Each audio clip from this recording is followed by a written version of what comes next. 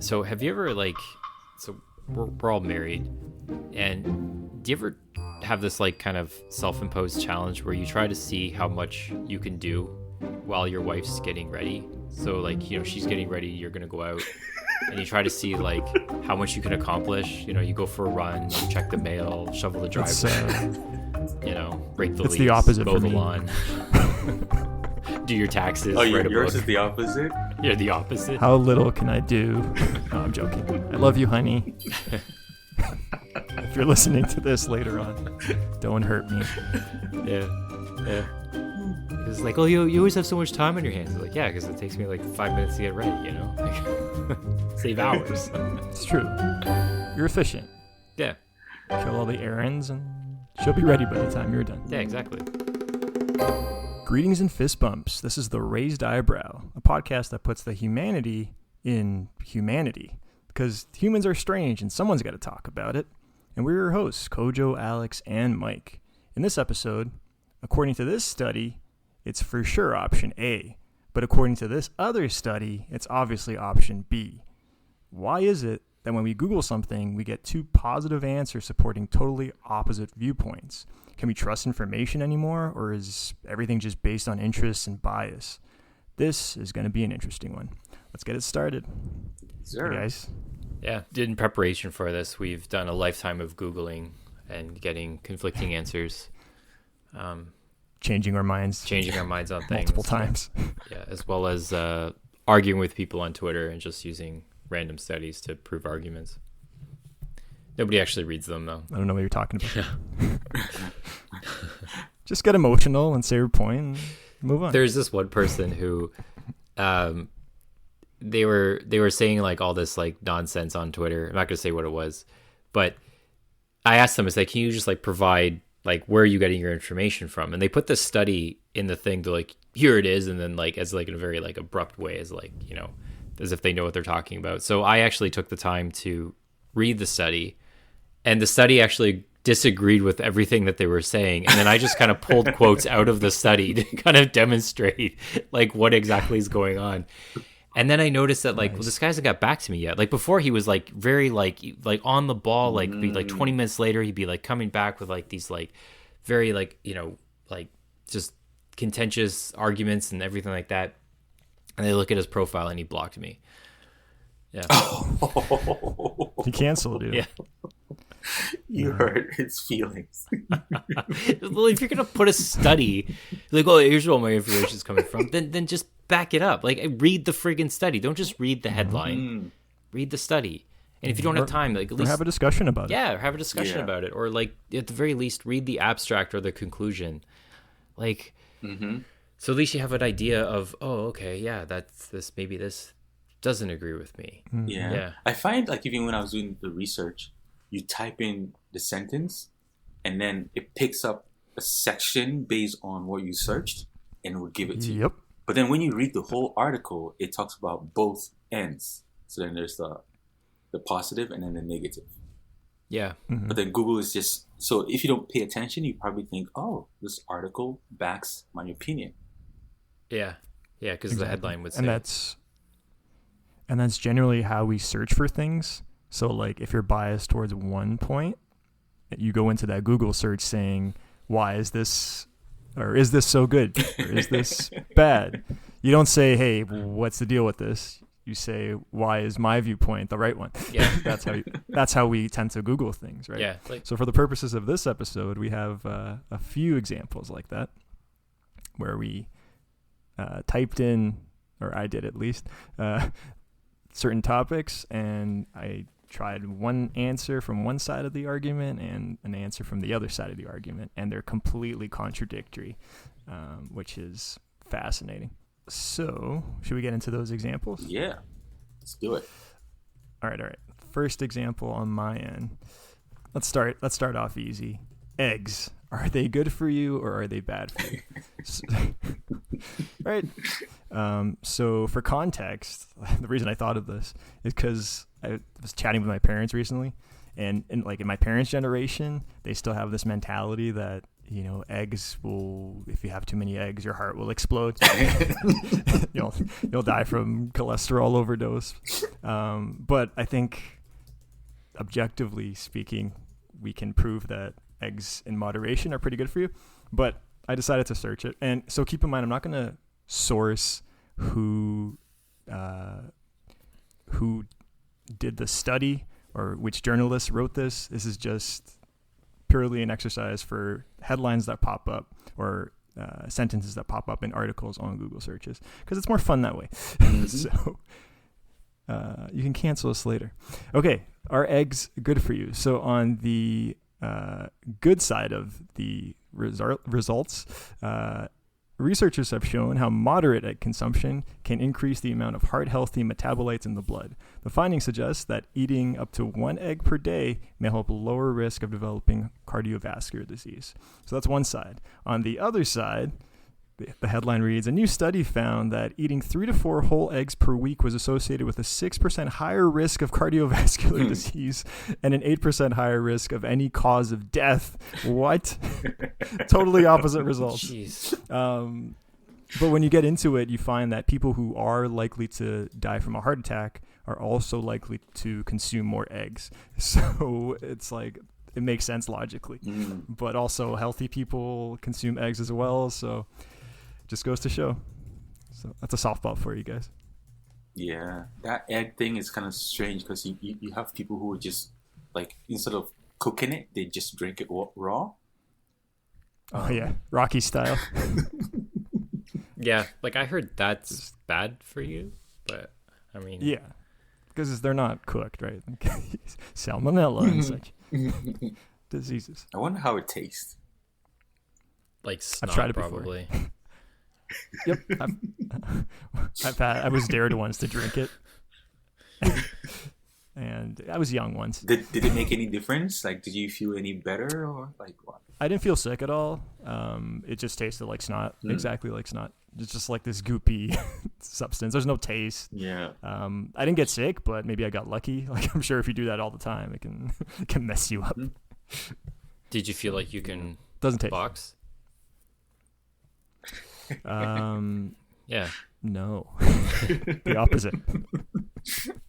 Got a lot sloppier. It's funny, lots of boxers love drinking milk. I mean, do they? eggs. Eggs, yeah. We got to Google search that.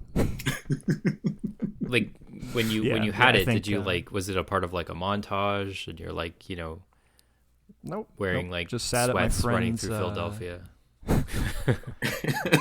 The opposite. I didn't move. Just kind of sat there with my buddies being an idiot.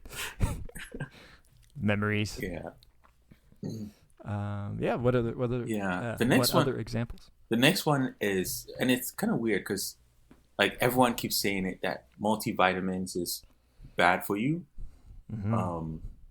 And like, so there are two people, like it's like the first group is saying like it's bad for you, and then the other group is saying that it's good for you. But from some of the research, it kind of makes sense, because if you're a healthy person and you eat well-balanced diet, you exercise, I think perhaps maybe it's not good for you. Anyway, it's not like it's taking it is bad, but I think you can get that same vitamins from eating like oranges and meats and food, which might be a good thing. But considering someone who's like pregnant, because usually when you're pregnant, the baby sucks majority of the ions from your body and stuff. So perhaps taking, a prenatal pills is a good thing. And actually, doctors recommend pregnant women to actually take that. But for a healthy person, I don't think you really need it. I'm not a doctor, but don't take my word for it. Disclaimer: we're not doctors or scientists. We just try to. Yeah. We just try to read some stuff and form our own opinions and biases.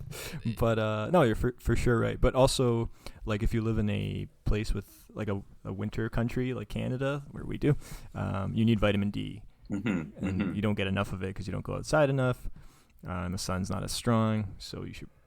There's seasonal depression. It's recommended that you supplement with vitamin D. But in general, you can get all your nutrition from food. So, you don't necessarily need to supplement. Yeah, it's So better that's to get one. your vitamins from the way that your body was designed to get those vitamins, which is through actual foods and processing them. That's my opinion anyways. Like vitamin A comes from apples, so it's better to get it from an apple than from a pill. Yeah, our ancestors didn't have supplement pills or drops. I'm sure perhaps maybe the food that they were eating too was rich, because nowadays our food tends to be a bit like from exported from different places, so you probably lose some vitamins along the way. I don't know. I'm just Said before, I went to Italy in the summertime, and like their tomatoes taste oh yeah, like heaven. But you have a tomato in where I live in Canada, in Toronto. It's just it's still a tomato, but it's nowhere near. I don't know if it's a placebo effect, but they're importing these things, or it's grown hours away. Whereas in Italy, you have a tomato that's grown in the local soil across the river, and it's just like epic. right. So, yeah. Yeah, there are lots of studies that even say like eat local food from where you're from. I don't know the scientific backing on that, but it's very big. Yeah, it's the whole farm to table thing, right? It's premium. Yeah. I subscribe more to the factory to table perspective. Yeah, you like Factory to table. Where eggs are made in the factory? the torture. Yeah, I like torture to table. Yeah, the more machinery that's used to create my food, the better. It's more rustic. More rustic, yeah. or rusty. It's industrial. Rusty I'm creating jobs. Exactly. Yeah. Speaking of which, my second Google search, I was looking at vegans versus meat eaters. So before you cancel us, of course, this is a tribalistic, highly contentious topic. So I tried to be as ridiculous as possible with my Google search. So I went into are meat eaters happier than vegans or are vegans happier than meat eaters? So here's the one where vegans are happier. The quote is, based on 11,537 respondents, our data shows that vegans are happier than the average person. Vegans report 7% higher happiness ratings than meat eaters. Interestingly, we found that happier individuals consider themselves more likely to turn vegan in the future. Okay, now the opposite search result. People who ate meat had lower average depression and anxiety levels than meat abstainers. Vegans and vegetarianism were linked with psychiatric disorders and a significantly greater likelihood of depression. These findings held for both men and women. Totally polar opposite results. Yeah, I think that just proves the point, though. My conclusion. Exactly. That proves the whole point of this episode, that we can't trust information, and we're all biased bastards. And there's interest as well, right? There's subsidizing and lobby groups and social justice warriors and all kinds of tribalistic agendas. My conclusion is that you can have unhealthy vegans and you can have unhealthy meat eaters and vice versa, right? I was watching this, there's a YouTube show called Diary of a CEO. I forget the host's name, but he interviews like experts, like actual experts. So in the recent episode, he interviewed Max Lugavere. He's the author behind Genius Foods, great book. Check that out if you can. And he said that studies can definitely be skewed because people are the least healthy. People who are the least healthy are coincidentally also meat consumers. But you can find very healthy humans who eat quality meat and live a healthy lifestyle. So that it skews the results of that. And then you could also find dogmatic vegans who eat loads of sugar and have no nutritional knowledge whatsoever. They just don't eat meat. So there's a lot of skewed interest there. And when you Google search it, obviously, there's no shortage of bias where we're bias confirmation, right? We're very tribalistic with it. So you can cancel us now. Yeah. Like for the vegetarian vegans, it also depends on like where you live too. Like, because some communities are not favorable to that way of life, right? Like when you go into a restaurant and just look at the menu and just kind of look at how many actual vegetarian or vegan options there are on a menu. Usually there's like 2 to 3, and it's usually a pasta dish and something else. Yeah, or like sugar vegetables. Yeah, exactly. Drowned in sauce or something. So it's like, all right, well, okay, sure, you're not eating meat, which we go back and forth whether or not that's a good thing or a bad thing, but your options are limited, and because your options are limited, they're usually like pasta is basically just high carb, like cheap food based, like it's just like a grain or a flour. It's not usually like the best thing on the menu in terms of like for your body, so maybe that's why. Depends on where you conduct the study. So that's why like these things are so contentious. They really are. Yeah. Well, so the next one on the list, drinking water. This one is very interesting. Apparently, like, so what one group is saying is that drinking too much water can flush out all important nutrients from your body. So usually when you go to the bathroom, for instance, and you see the yellow colored pee, this group is saying like, those are basically you flushing out all the nutrients out of your body. Drinking cold water after every meal can cause digestive problems. Jeez. And then drinking water with mildew that can dilute stomach acid and impair digestion. Jeez. I don't know where this is coming from. And then the other group is saying drinking water throughout the day is good. Drinking water before and after exercise is good. Paying attention to your body's thirst is also a good way to see if you're thirsty or not. The last, pay attention to your body. There's a cup they're trying to do Kickstarter campaign for, and it was called Vessel. And it basically tracks your body and when you're supposed to drink water. I thought that was like some interesting. That is interesting, yeah. Concept. Yeah. It's like, can't your body tell you you're thirsty? But then you needed a cup to, track your intake of water. So I find this study very interesting. Yeah, like even like that 8 cups a day or certain liters, like I've heard both scenarios on that, like do it, don't do it. When to do it, yeah, like you should have. Yeah, it's just, I don't know, it's just all over the place. Yeah. Like you do have to stay hydrated though. That are like, you do. Like I don't think there's people out there that are like, screw water. Like no one's rebelling against water. I don't think. I think we all agree, I hope, that water is good for you. It's just how much water, when, or some people just don't care. Like they'll have water when they're thirsty and call it a day. And give it 4 months. Eventually that'll become a dividing issue in politics. How can we make this political? Yeah, someone's going to politicize that. 100%. Speaking of which, did you guys see Russell Brand? He was in the news lately. He went on Bill Maher. He's on a on a blitz now. I can't speak. Did you guys catch his rant? Yeah, on Bill Maher, yeah.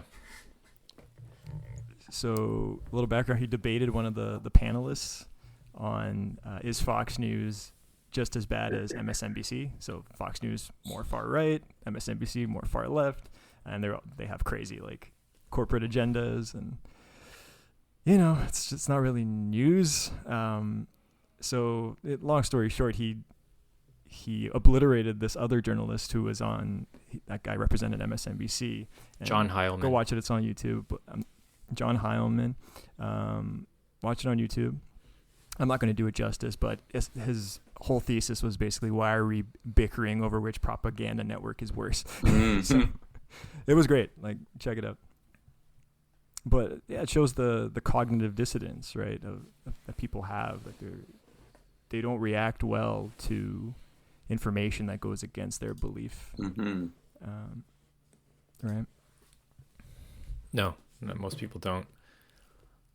Because it challenges your perceptions. Like you have like this viewpoint of the world and how things are, and then when you get contradicting information to that, it means that you could be seen as like that you're wrong, and sometimes it's like people, their pride and their ego kind of get in the way of that, It's like, well, I can't be wrong. Like, no, how is that possible?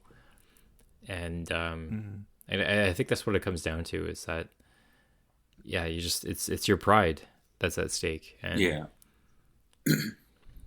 Basically. but that's not what a debate or a dialogue is. No. Yeah. I think it's hard to admit. Like, I get a lot of respect, or have a lot of respect towards people who can admit that they're wrong, and not like, oh, I was wrong, but like, oh, like, I made a mistake in this argument. Like, no, you're right. It's this versus this. You know, it doesn't. And funny enough, when you debate someone, you're not going to change their mind if you're if you're more aggressive. You probably won't change their mind anyway. But especially if you're more aggressive, I think the odds drop by like 80% that you're actually going to change their mind. It just becomes like a showdown. Yeah. And they're going to research the topic to reinforce their bias. So the whole exercise that we're doing today. But it's interesting. See, human psychology, right? We're so tribalistic, and we have a lot of pride. Yeah. Right? One approach that I heard that kind of makes sense to approach certain things that you don't know all the information and you're still kind of learning about it, whatever that may be, is you approach it like, based on my current understanding of the situation, this is my viewpoint of it, but as new information comes in, I will change my opinion. So you perpetually have that open mind. You don't have that open mind up to the point of okay, this is the information, I'm going to draw a conclusion and then I'm going to stick to it. Like, you perpetually have that open mind. Like, you never close it. It's always negotiable. Exactly. It's always negotiable. You can't take it to the grave. Yeah. Like, you can even find writers who would write a book about an idea, and then they'll go revisit the idea and say that, okay, this is updated info on that topic. Yep. Yeah, sometimes that happens. Yeah, like there'd be like different additions to it. Yeah, where they would revise things, and I've read a few, but they're not really like. Usually, it's like they're not like contentious points. Like, one of them was about like a book about investing, and it like originally came out in the 90s, and this one came out in like the 2010s. So, I mean, things changed between in those 20 years. Right. So the fact that he changed it was more of the fact that investing and finance kind of changed, but the core principles remain the same. Yeah. I mean, the current situation also determines what the idea is about, right? So right now, what is going on now may change tomorrow. So once tomorrow changes, then we update our knowledge on that topic. Yeah, it's like something that like Neil deGrasse Tyson was saying this, whereas like the way that science approaches things is that everything is always up for debate. And as new information comes in, if that new information was able to disprove our currently held beliefs, then that becomes our new currently held beliefs. So it's like a title match in boxing. Whoever's like beats whoever's carrying the belts, that's the winner. That's the champion of the world. And then you just have to beat him to get the belt. Like, it's just, that's how it works. Yeah. Yeah. The rule of science is to continuously disprove science. make sure it holds up. Right? Yeah, basically, yeah. I mean, that's how we can improve, and then even like build better futures and stuff. Yeah. Exactly. Kojo, any more examples on your end? Yeah, so I have alcohol. Right now, there's a lot of content on alcohol. Is it good for you? Is it bad for you? But then, the two topics, alcohol. One group is saying like reduces the risk of heart disease, reduces risk of stroke, reduces risk of certain types of cancer, and then improve cognitive functions. So then you'd find people like usually they would say people like the French because they drink red wine, or it's because, and that's the reason why they're very healthy or whatever. I think they even have the same thing for Italians as well, where Italians are considered to be happier, friendly, or all that kind of stuff. They live longer. And is it for all alcohol or just wine? Well, this specifically is alcohol, but I was making a reference to wine. That French people drink wine, and therefore that's the reason why they're healthy and happy and all that kind of stuff. Mm-hmm. Yeah. And then the other group, which is alcohol is really bad for you, so it damages your organs. You can become addicted, dependent on it. And then also negative impact on mental health, which you can attest to during the pandemic. Yep. They tried to like stop people from drinking alcohol, and they were like, "No, this is essential." Which is crazy when you think about it. Yeah. It shows the dependency. I did similar research, but I focused on red wine, and just to read off some search results. Is wine good or not? So the good camp said research has found the optimal daily amount to be 1 glass for women and 2 glasses for men, and the regimen is part of the Mediterranean diet, like you said, Kojo, France and Italy, and has been associated with beneficial health outcomes and disease prevention. Other side says no amount of alcohol, not even 1 glass of wine, is safe. Global study says. So, okay. Both results are in. Which one are you on? Well, here's my question. Is it the alcohol that makes you healthy, or is it the fact that it removes a lot of your inhibitions and care about the little things that stress you out, so that you don't even bother dealing with that shit, and you just worry about like just enjoying life and living it, so you live a less stressful life? It just makes you European. And stress has health effects to your body. Maybe that's what it is. Yeah, for sure. I think it's I've heard that like especially drinking in social situations, your inhibitions are down, you're with your friends, hopefully, significant others, whatever. So the social drinking helps completely remove stress, and you're relaxed and all the good stuff from a health perspective, both mental and physical. Makes sense, I think, but obviously read more about it. Yeah. Not a doctor. We're not doctors, yeah. Disclaimer, don't sue us. Do your own conflicting research on Google. Yeah. I mean, I think this is where the scientists would be like, since I like drinking, I'm going to write good things about drinking. And then the other scientists would say, I hate drinking, so I'm going to write negative stuff. I think they'll follow the money. If the alcohol companies sponsor research, they'll swing it one way. They'll spin it, not swing it. Yeah. I just want to see like a scientist just like does a whole study just to prove to his wife that like watching like football all day on Sunday is healthy. Let's see, honey, there's a study here carried out by the University of California. You can raise funds for that study. Like No men problem. who watch football on Sundays, what, they can say something about live longer? Their stress is reduced on Sunday. Well, I mean, I guess it depends on which team you cheer for. Yeah. That's fair. If you're an Everton fan lately, you're definitely very stressed. Yep. Relegation. Yeah. I usually find interesting how, like, when they're conducting the studies, how do they bring people together, and like what questions do they ask them? How many times you watch football in a day?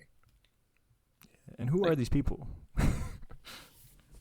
Like, Yeah, they're just random. Yeah. Are they just average folk? Because like, does it represent a good sample of the population? Yeah. You just have time to do a scientific study, or is it like you specifically seek them out? You know, Pick them out on the streets. Yeah, like who are these people that are signing up to be? And do they get paid? I think they get paid. Yeah. I think, especially if it's like sometimes they do, yeah.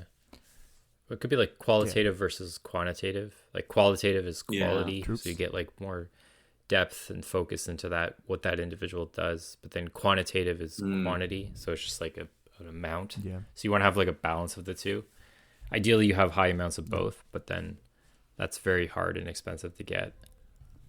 So that's part of like the parameters of what would create the study or define it. Because there was one where I forget what it was. It was like it was some kind of medicine, but a lot of people were hanging their hats on like this one particular study, but it only had like 20 people. And they're like, well, that's not a conclusive. It's like 20 people from like one city in the US in the study. It's like, I don't know, it's not really conclusive, you know. It's just, yeah, because one person represents like 5%. Yeah. So that's why you have to like really look at how the study was conducted. Yeah. Yeah. There's more gray areas there. Yeah. But if you're arguing on Twitter, just source that study. Yeah. Source the study. Don't read it. Just read the headline. Yeah. And if the person you argue with just go ahead. Sorry. There's I listed it on our notes. This lady that talks about the why nutrition studies keep contradicting each other. It's a YouTube channel by a lady called Katie, and she identified herself as the health coach. And she talks about some really cool topics. One of it is the correlation and causation. So during those studies, what are some of the references and, so for instance, like ice cream eating causes like cancer. And then the correlation could be perhaps maybe people who eat ice cream usually eat ice cream during the day and it's sunny. So maybe they're out with family. So that could be, but that doesn't mean it's the cause. Like eating ice cream is the cause of cancer. They're just not wearing sunscreen. Right. Yeah. Or like you see these people where it's like they completely contradict the health advice. Like, drinking like soda is bad for you. But then there's one lady I saw where she's like in her late 90s. I think she's even a centenarian. She drinks like 3 Dr. Peppers a day. Wow. And then the reporter asked her, she's like, well, like, didn't your doctor tell you not to do this? Then she's like, well, all 3 of them are dead. She outlived all the doctors that told her not to do it. Savage. Savage. You hear that with like cigarette smokers too. Yeah, cigarettes is one of those. Yeah. But like I think these people are the outliers rather than the norm. Right. I think what's it called? People who are able to live longer from smoking cigarettes or even like eating unhealthy, they have something called longer telomeres, I think it's called. Again, not a doctor or a scientist, but I remember hearing this podcast that it's like telomeres are like the size of like 7 tennis courts. Wow. And we all have telomeres, but most of us have short ones, but the longer ones are folks who are more durable and they're able to handle more like environmental toxins and treating their bodies terribly. But do your own research on that one. I'm not a doctor, in case I haven't made that clear. But Rhonda Patrick, she's a good source. She's been on lots of podcasts. Telomeres, that's the word I'm going to use to make myself sound smart. Yeah, so even on the topic of alcohol, for instance, back in the 90s, I remember as a kid, they would usually say like things like pregnant women could drink alcohol, and especially Guinness. Yeah. Right? And apparently the way in which they basically justify the reason why you should drink Guinness is because it's good for iron. Because usually when you're pregnant, the baby sucks a lot of iron from the mother. And therefore drinking Guinness was considered a good thing. Yeah, I remember that. I can get on board like with organic that. beers. Guinness, organic beers, and wine. It's healthy for you. Yeah. I think the doctor probably had a pregnant wife and didn't want to be the only one drinking at home. So, babe, you can drink with me. The kid will be fine. So I looked up how does science kind of how science understands something is different from how we typically understand things.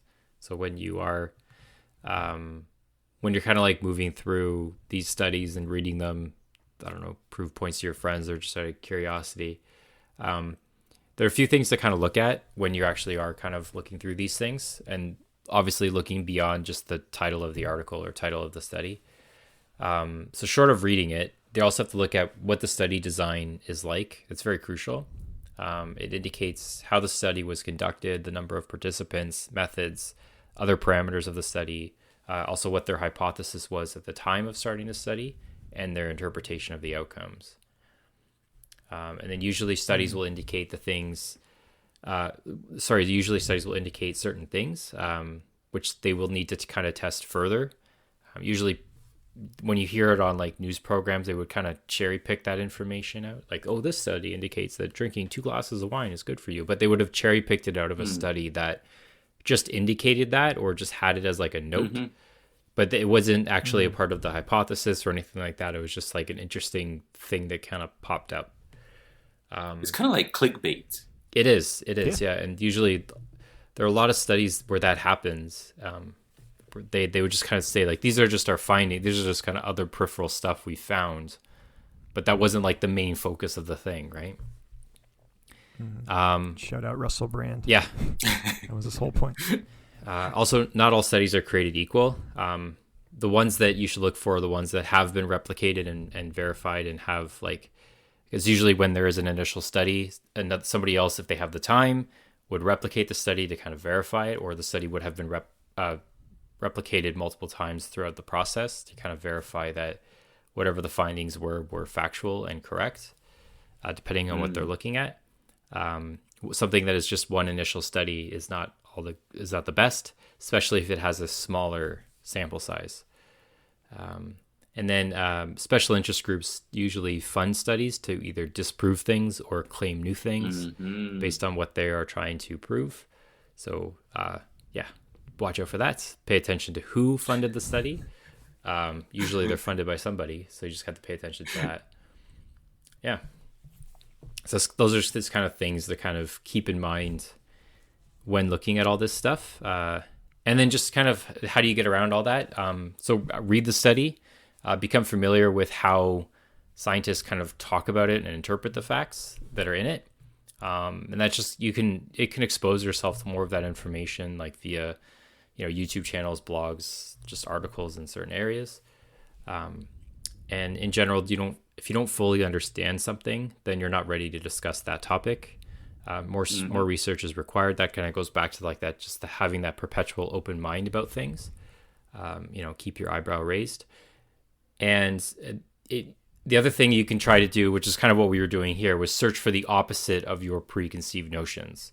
So, for example, if you think coffee is good for you, then when you look it up, type into Google, is coffee bad for me? And then do it in incognito mode as well, so that Google doesn't know who you are, or may not know who you are. Yeah. Yeah. And I think that's the reason why people are not going to do this. Yeah. Because, like, you love your coffee. It's part of your routine. It's perhaps maybe how you identify yourself. I'm a coffee drinker. And so for you to go out of your way and then say that I'm not going to be a coffee drinker anymore. It's against your ideology. Yeah. Yeah. All hail the mighty bean. Ideologies. Yeah. Ideologies, yeah. Speaking of ideologies, last comparison on my research, if we weren't controversial enough, let's get political for a moment. It's not what you think. Cuba. This is an interesting one.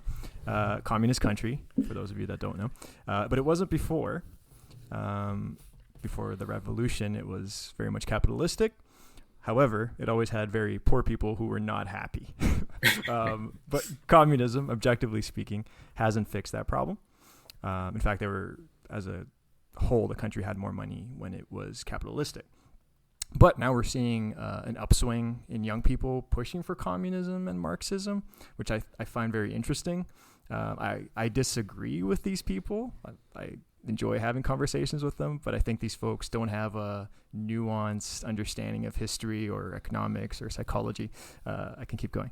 But it reminds me of a quote from Winston Churchill, which said, capitalism is an imperfect system, but it's better than the alternative, so communism. But anyway, I wanted to Google, like, is the quality of life in Cuba good or bad? But I thought that was too easy as an exercise, because objectively speaking, like, it's not great, and you get more results like that. You will get results like healthcare is better in Cuba than in the States, or education is better in Cuba than in the States, but the country's so poor that objectively speaking, people like are jumping off the island to try to get on a makeshift boat to get the hell out of there, right? The quality of life isn't good. So I try to go deeper.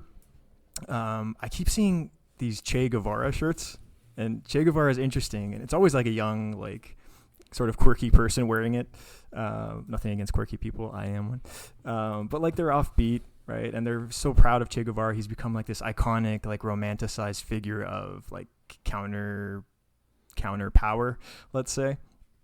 So I typed in, was Che Guevara a good person? And I just wanted to see what popped up on Google. So on one hand, him not being a good person, he wasn't a good person, by the way. The results came up as Che Guevara was a racist, homophobe, and mass murderer. Another answer was Che Guevara was definitely evil, almost certainly a moron, possibly a psychopath. This was a journalist who wrote this. You can search this for yourself. So I found that interesting. And on the other side, the other search result, opposite viewpoint, was Che Guevara was not only an intellectual, but also the most complete human being of our age. Whoa. And then another result was Che proved to be an incredible tactician and won battles against insane odds. He was also noted as being extremely brave and even foolhardy, winning admiration from both his friends and his enemies. I don't disagree with that one, but I found it interesting. From like searching this from a political perspective, especially like there's a lot at stake with our politics, right? That's when it really gets tribalistic, as you're seeing in the States right now.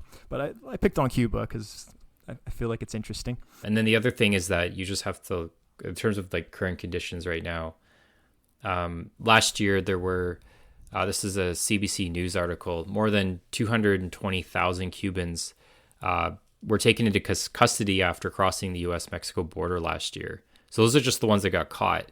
And that represents 2% of the island's entire population. So it's also unknown like how many who didn't get caught fled into the U.S., Mexico, other parts of Central America, or other parts of the world. So it's like a very significant percentage of the island's population that's actually leaving. Mm-hmm. Yeah. And it's funny because Cubans who end up in America, or even who had ancestors in Cuba, American citizens who are of Cuban descent, they vote like the opposite of communism. So they do. That's why Florida's like red. Florida votes Republican. Miami's like a don't want communism. Deep red city because of that. A lot of Cubans in Miami. Yeah. Yep. Cuba's interesting. And also, like, you see, like, athletes, like, they'll go on a competition somewhere across the world and they'll just not get back on the team bus trying to escape. And they know that their families are back in Cuba, so, like, they're going to suffer for that, but it's worth it to them to do that, which is insane, right? I can't imagine that. There was one baseball player, his name was Yasiel Puig. He played for the LA Dodgers initially when he was when he first came to the United States, and he essentially had to like kind of more or less flee, like kind of so he defected from Cuba to Mexico and then eventually made his way into the US, and he was a really great baseball player, so he found success there, and he had a pretty decent career actually. Mm-hmm. But yeah, that's just like one person, but yeah. This one is very interesting because it's sitting. Yeah. How can this be controversial? Very controversial. I demand sitting. So I blame Big Sit. So the belief is that sitting is a sign of productivity, and that's one group that is saying, like, so if you sit a lot, you're at the office and you're doing long hours of work, that means you're being productive. You're not just walking around and jumping around and doing some... Who are these lazy walkers? Yeah. Going on their hikes. Get a job. Like for me, like walking around helps me think. Einstein would go for walks throughout the day. Yeah. Fun fact. Yeah. So, and then they're saying, ask people, you're at work, you're sitting. So then that means once you get out of work, you're probably exercising. So it's good to sit. And then there's the other side that is saying that sitting for a long period of time can reduce blood flow through your body. It can also increase risk of obesity, increase risk of diabetes, and then also for development of back pains and neck pains and all kinds of stuff. So, yeah. Well, it's also like the standing. For me, like sitting, the idea of sitting is like, you look around us and there are chairs everywhere, like in your car, in your bicycle. You're on a bus and then you're like, you see an elderly person, you can allow them to sit, but then does it mean you're giving them... You're not happy about it. There's like standing desks are really trendy, so... Right. And the Apple Watch... I just got one. Yeah? How is it? Yeah. It's okay. I'm not used to it, so I end up sitting again. but I'll get there. I like to, walk around throughout the day and go for breaks. Yeah, that's what I do. But I do want to try to, it's a habit, right? I'm talking about the sitting, not the walking around. So trying to get into the habit of standing while working will be different, but I'll try it out. Mm-hmm. I hear good things. Also, the Apple Watch has this thing where has the fitness tracker, and it prompts you to stand up at least once every hour that you're awake. So if you've been sitting for too long, you'll get a buzz on your wrist and be like, hey, you got to get up, just stand, do something, move around. Mm-hmm. Yeah. So, which I'm sure that's coming from some sort of place of understanding and health research that they've done. But, yeah. Apple tends to pay attention to a lot of these trends because they don't just jump on any topic and then include it on their devices. So standing, moving, and then also exercise. Yeah. Apple's smart with it, and they also tend to market towards athletes or people who are fitness. I think they're trying to get to that because they're Garmin is the elites, hardcore runners and cyclists. Yeah. Mm-hmm. The top level fitness fanatics. Yeah, Apple's trying to get into that sector. Yeah, and I think the average person, you want to have a basic level of health, right? So a little reminder, Apple's smart. They know a little reminder that, hey, go for a walk. Mm-hmm. Yeah. I don't think you're going to offend the average person.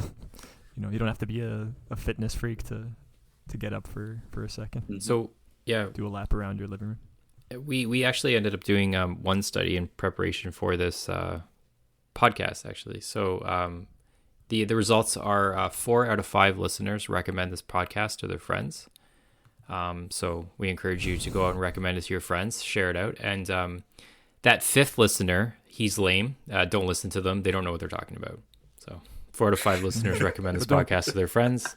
That 5th person, they don't know what they're talking about.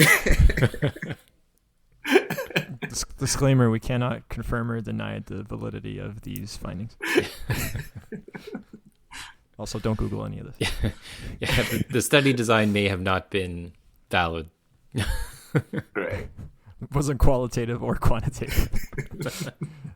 All right, final thoughts.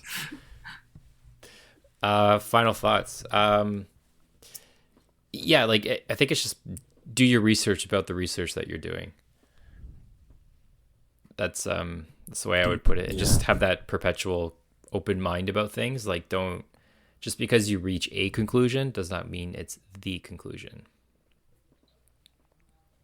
Yeah, pretty much sums up the episode. For me, I would say in general, moderation is key.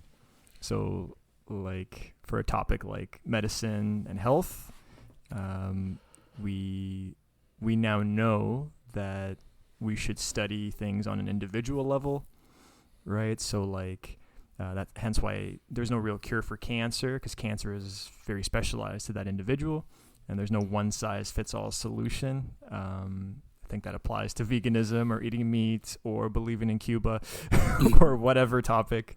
I think, but in general, find the moderation point, find the enlightened quote unquote center.